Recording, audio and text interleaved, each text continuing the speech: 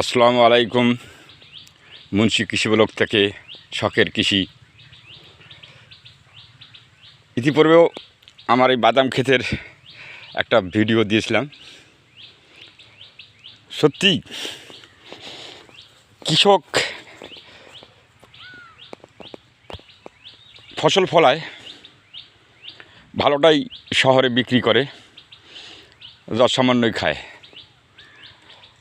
আমার যে ক্ষেতে ভিডিও করতেছি এটাই বাদাম ক্ষেত। আর বাদামের সঙ্গে এই যে লম্বা লম্বা গাছগুলি দেখা যায়, কেবলই ফুল এবং ফল আসা শুরু করছে। এগুলো হলো কাউন। সে অপূর্ব দৃশ্য। এ দৃশ্যের সীমাহীন দৃশ্য। এটা দেখলে মানুষের মন উদ্দোলিত হয়, কৃষকের মন ভরে যায় আনন্দে।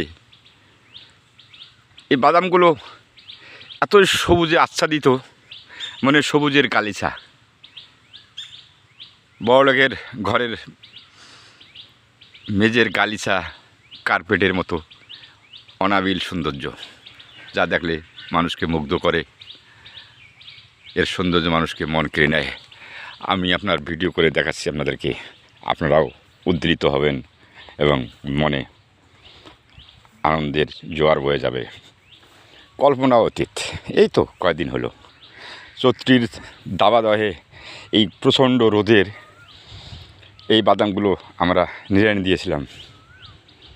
ঘাম ঝরানো পরিশ্রমের এই ফসল, এই বাদাম ক্ষেত। আর মাঝে মাঝে কাউনগুলো কেবলই ওর শীষ আসছে, কী সুন্দর বাতাসে দোল খাচ্ছে। কত মনোরম পরিবেশ, যা কখনোই ভাবিনি বা কখনোই জানতাম না। কৃষির মধ্যে যে এত আনন্দ, এত সুখ, দুঃখ বেদনা, তারপরও কৃষক শুধুই আবার নতুন উদ্যোগে নতুনভাবে কৃষিকাজে করার জন্য উদ্দোলিত হয়। তার একটি কারণ এই আজকে আমার ফসলের বাদামের মাঠ, বাদামের গাছগুলো দেখলেই আপনারাও উদ্দোলিত হবেন।